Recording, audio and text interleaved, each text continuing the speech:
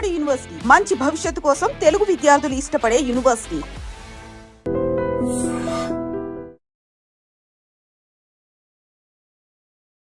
నమస్తే, welcome back to IT media. నేను మీ Jhansi. Green card కావాలి అనుకున్నప్పుడు, యుఎస్ వెళ్ళాలి, అక్కడే సెటిల్ అవ్వాలి అనుకున్నప్పుడు చాలా ప్రాసెస్ అయితే మనం చేస్తూ ఉంటాము. అందులో one of the thing I-140 process. మరి ఇది ఎలా చేయాలి, దీనికి రెగ్యులేషన్స్ ఏంటి, ఇప్పుడు తెలుసుకుందాం. ప్రస్తుతం అంతా ఉన్నారు ఇమిగ్రేషన్ అడ్వకేట్ పృథ్వీ గారు. నమస్తే సార్. నమస్తే sir. What is the process of I-140? అసలు ఏంటిది? చాలా మందికి అవేర్నెస్ లేదు. వాట్ ఈస్ I-140 అండ్ దానికి ఎలా మనం ఈ ప్రాసెస్ అంతా నడిపించాలి? I-140 is something called permanent residency in US. అక్కడ పర్మనెంట్ జాబ్ కోసం వెళ్ళే ప్రక్రియ. And by that it's we call it is green card, acquiring green card గురించి జరిగేటువంటి ఒక పద్ధతి అని చెప్పచ్చు. దీని 3 steps కింద చెప్పచ్చు అమ్మా. First step and second step is the company employer step. వాడు ఏం చేస్తాడంటే పర్మనెంట్ లేబర్ లైసెన్స్ తెచ్చుకుంటాడు. అంటే ఒక కంపెనీ ఉంది అనుకుందాం, లెటెస్ ఈ iDream అనే కంపెనీ ఉంది. ఈ iDream అనే కంపెనీకి ఒక 10 మంది ఒక యుఎస్ నుంచి ఎంప్లాయీస్ కావాలి. యుఎస్ నుంచి ఎంప్లాయీస్ కావాలి అనుకుంటే ఫస్ట్ వాడు ఏం చేస్తాడంటే అప్లికేషన్ పెట్టుకుంటాడు, పర్మనెంట్ లేబర్ లైసెన్స్ కోసం పెడతాడు. పర్మనెంట్ లేబర్ లైసెన్స్లో ఏంటంటే వాడు అప్లై చేసినప్పుడు వాడు ఈ 10 మంది నీకు తెచ్చుకునేటప్పుడు ఇక్కడ ఇండియన్స్ని ఎందుకు తీసుకురాలేదు అని అడుగుతాడు. అది సేమ్ వైజ్గా యుఎస్లో ఉండేటప్పుడు యుఎస్ వాళ్ళు కాకుండా నువ్వు బయట కంట్రీస్ నుంచి, ఎలియన్ కంట్రీ నుంచి ఎంత తెచ్చుకుంటున్నావు అనే దానికి వాడు సమాధానం చెప్పాలి. ఆ ఫీల్డ్కి సంబంధించిన దాంట్లో ఇంత ఎక్స్పీరియన్స్ పర్సన్ లేడు. ఎక్స్పీరియన్స్డ్ పర్సన్ అన్నవాడు నేను అడ్వర్టైజ్మెంట్ ఇచ్చుకుంటాను, లేకపోతే యుఎస్లో ఇండియాలో ఉన్నాడు, అతను నాకు కావాలి అని చెప్పేసి కన్విన్స్ చేసుకోవాల్సి వస్తుంది. ఆ రకంగా వాడు I-140 ఇచ్చిన తర్వాత 1 dayలోనే అది త్రూ అయి పంపించేస్తాడు. తర్వాత ఇమీడియట్గా వాడు చేసేదంటే నెక్స్ట్ అడ్వర్టైజ్మెంట్ చేయాలమ్మా. ఓకే. I-140 అప్లై చేసేటప్పుడు బాగా కాషియస్గా వాళ్ళు ఏం పెట్టుకుంటారంటే మైండ్లో, ఫీజు కట్టినప్పుడు I-140కి ఈ ఎంప్లాయీ అన్నవాడు ఇక్కడ నాకు దొరకట్లేదు అన్నది కన్విన్స్ అయితేనే ఆ పర్మిషన్ ఫస్ట్ ఎంప్లాయర్కి వస్తుంది. ఒకసారి ఎంప్లాయర్ వచ్చిన తర్వాత వాడు వెంటనే అడ్వర్టైజ్మెంట్ ఇస్తాడు. అడ్వర్టైజ్మెంట్ ఇచ్చినప్పుడు వచ్చినటువంటి వాళ్ళలో యుఎస్లో ఉన్న వాళ్ళు ఎవరు లేరు అన్నదాన్ని వచ్చిన తర్వాత నెక్స్ట్ ప్రాసెస్ స్టార్ట్ చేస్తాడు. అప్పుడు ఈ ఎంప్లాయీ ఎవరైతే వెళ్దాం అనుకున్నాడో వాడి పేరుని నేను సెలెక్ట్ చేసుకున్నాను, వీడు ప్రాసెస్ చేయండి అని పేపర్స్ పంపుతాడు. వాడు ఇది 2 రకాలుగా ఉంటారమ్మా. Already existing US non immigrant, already అమెరికాలో ఉండేటువంటి నాన్ ఇమిగ్రెంట్స్ ఎవరు ఉంటారమ్మా? F1 వీసాలో కానీ, B2 వీసాలో కానీ, లేకపోతే F1 వీసాలో కానీ, లేకపోతే H1B వీసాలో ఉన్న వాళ్ళు ఉంటారు. F1 వీసా వాళ్ళు ఉండరండి, స్టూడెంట్ వీసాలో దీంట్లో ఉండరు. H1B వీసాలో కానీ, F1 వీసాలో కానీ, B2 వీసాలో కానీ, డిపెండెంట్ వీసాలో ఉన్న వాళ్ళు కానీ వీళ్ళు ఉంటారు అక్కడ. E2 వీసాలో కానీ వీళ్ళకి అప్లై చేసేటప్పుడు పలానా వాడు ఉన్నాడు, అమెరికాలోనే ఉన్నాడు, పలానా వాడిని ఎక్స్ అనేటువంటి వ్యక్తిని, ఆ సుబ్బారావు వెంకటయ్యనో నేను తీసుకుందాం అనుకుంటున్నాను, అతన్ని నేను అప్లై చేద్దాం అనుకుంటున్నాను అని చెప్పిన తర్వాత అక్కడ ఉండే వాళ్ళని సర్వీస్ ఎక్స్టెన్షన్ అంటారమ్మా. అంటే వాళ్ళకి ఎక్స్టెన్షన్ సర్వీసెస్. అంటే ఆల్రెడీ H1B నుంచి పర్మనెంట్ రెసిడెన్సీ వస్తుంది. అదే కాకుండా ఇండియా నుంచి ఎవరైనా తెచ్చుకుంటున్నాను ఇట్లాగా దీనికోసం అని చెప్పేసరికి వాడికి ఇంటర్వ్యూ కండక్ట్ చేస్తారన్నమాట. వాడికి మన వీసా ప్రాసెస్ ద్వారానే వెళ్తారు. వీసా ప్రాసెస్లో వెళ్ళినప్పుడు వాడిని అడిగే క్వశ్చన్స్ వాడిని అడుగుతారు. అదంతా అయిపోయిన తర్వాత వాడు 485 డాక్యుమెంట్, వాడు I-485 డాక్యుమెంట్ వాడు సబ్మిట్ చేస్తాడు. అంటే తన గురించి చెప్పుకుంటే వాడు అప్లికేషన్ ఇస్తాడు అన్నమాట. ఆ అప్లికేషన్ ఇచ్చిన తర్వాత దాని త్రూ అయ్యి వాడికి లెటర్ వస్తుంది, నీకు ఇగో నీ జాబ్ ఇది పర్మనెంట్ రెసిడెన్సీ లేకపోతే గ్రీన్ కార్డ్ అన్నది ఇచ్చాము అని చెప్పేసి వాడు గ్రీన్ కార్డ్ ఇవ్వడం జరుగుతుంది అన్నమాట. ఆ గ్రీన్ కార్డ్ వచ్చిన తర్వాత ఒక 5 years నుంచి 10 years మధ్యలో వాడు పర్మనెంట్ సిటిజన్షిప్కి అప్లై చేసుకుంటాడు. అంటే from H1B visa or L1 visa or what we call E3 or E2 or ఈ వీసాస్ నుంచి మధ్యలో సిటిజన్షిప్కి అప్లై అయ్యేటప్పుడు మధ్యలో ఒక ట్రాన్స్ పీరియడే గ్రీన్ కార్డ్ అమ్మ. ఆ గ్రీన్ కార్డ్కి అప్లై చేసుకుని ఆ గ్రీన్ కార్డ్లో వాడు he will first get the permanent రెసిడెన్షిప్.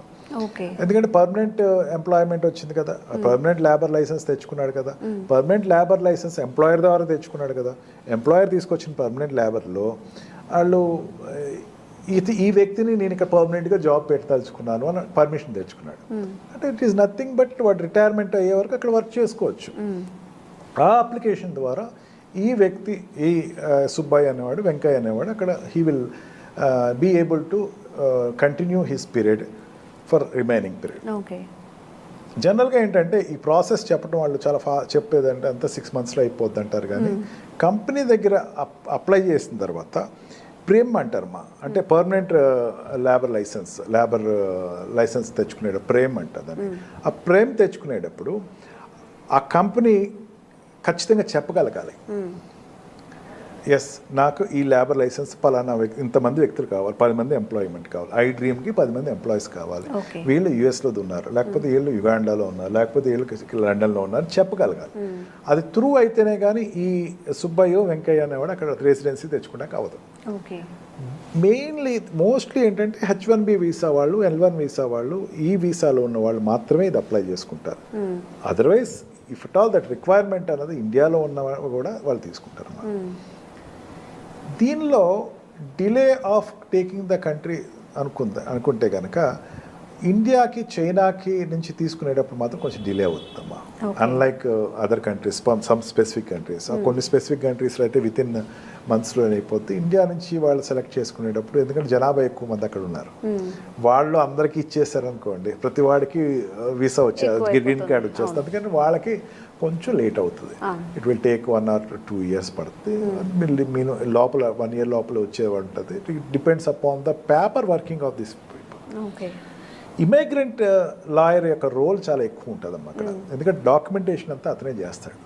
అతను మొత్తం ఆ పేపర్స్ అన్ని సబ్మిట్ చేయటం, ఆ కంపెనీ తరఫున ఇతను ఈ ఎంప్లాయీకి సంబంధించినటువంటి డాక్యుమెంటేషన్స్ అన్ని ఇన్ టైంలో సబ్మిట్ చేయటం, దాన్ని బట్టి అతని యొక్క ఈ వాట్ వి కాల్ I-140 అనేది తెచ్చుకుంటాం అనేది ఉంటుందమ్మా. ఓకే సార్, ఇప్పుడు మనం అక్కడికి వెళ్ళాలన్నప్పుడు మీరు అన్నారు మనకి అండ్ చైనా వాళ్ళకి చాలా టైం పడుతుంది అని చెప్పి, మనం అప్లై చేయాలి అనుకున్నప్పుడు ఇక్కడ నుంచి ప్రాసెస్ ఏంటి? ఇక్కడ నుంచి అన్న స్పెసిఫిక్ ప్రాసెస్ ఉండదమ్మా. This green card is pertaining to H1B visa నుంచి కానీ or this what we call L1 వీసాలో వెళ్ళిన వాళ్ళకి మాత్రమే వస్తుందమ్మా. ఓకే. అండ్ అక్కడ ఉన్న వాళ్ళకి గ్రీన్ కార్డ్ అనేది అక్కడ ఉన్న వాళ్ళకే రెసిడెన్షిప్ వస్తుంది, ఇండియన్స్కి రాదమ్మా అంత ఈజీగా. ఇండియన్స్ అప్లై చేసేటప్పుడు అంటే కొన్ని రేర్ కండిషన్స్ అనేది తీసుకుంటారు. రేర్ కండిషన్స్లో ఒక రేర్గా తీసుకునేవాడు ఉంటారు, దాంట్లో దట్ ఆ కంపెనీ సాటిస్ఫై చేయగలగాలి. మళ్ళీ ఇక్కడ వీసా రెగ్యులేషన్స్, మన రెగ్యులర్గా వీసా ఇంటర్వ్యూస్లో వాళ్ళు ఎంత ఖచ్చితంగా అడుగుతారు, అట్లాంటి క్వశ్చన్స్ అడుగుతారమ్మా. నువ్వు వెళ్ళిపోతున్నావు కానీ నువ్వు పేరెంట్స్ రేపు తీసుకురావు కదా, నువ్వు ఒక్కడే వెళ్ళిపోతావు, ఎన్నాళ్ళు ఉంటావు ఇక్కడ, ఆ కంపెనీ కాంట్రాక్ట్ ఎన్నాళ్ళు ఉన్నావు, తర్వాత తిరిగి వచ్చేస్తావా, నీకు ఇండియాలో ఉన్న అటాచ్మెంట్ ఏంటి, ఇది వాడు అక్కడ డిమాన్స్ట్రేట్ చేయాలి. ఇప్పుడు మనం చెప్పిన ఆన్సర్స్ బట్టి వాళ్ళు నోట్ చేసుకుంటారు కంపల్సరీ వాళ్ళు. మళ్ళీ మనం మన పేరెంట్స్ని తీసుకెళ్తామన్నా లేకపోతే ఇంకొంచెం ఎక్స్టెండ్ చేసుకుంటామన్నా they won't give, no doubt వాళ్ళు ఎవరు. ఇంకా ఓకే, ఫస్ట్ ఏంటంటే you have to create that, నేను అక్కడ జాబ్ వాడు అడిగాడు ఇస్తున్నాను, ఐ హ్యావ్ టు వెరిఫై అని చెప్పాలి. అండ్ కంపెనీ అనేది జనరల్గా ఇక్కడ మారుతున్నట్టు కంపెనీస్ మారనని చెప్పాలి. He has to satisfy that board, immigration బోర్డ్ని వాడు సాటిస్ఫై చేయాలి ఫస్ట్, వీసా బోర్డ్ని సాటిస్ఫై చేయాలి, ఆ తర్వాతే వాళ్ళకి వస్తుంది. Generally this H1B, this I-140 will be only for the Indians who are residing in America. Okay.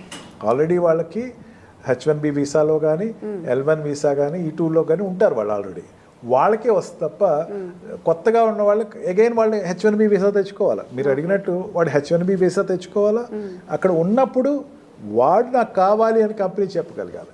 అంటే కంపెనీకి ఎంత కాన్ఫిడెంట్ ఉండాలో చూడండి. నీ యొక్క ఎగ్జిస్టెన్స్ అనేది very much important. You have ask right question. నువ్వు రావాలి అనుకుంటే you must be very much dedicated to the company.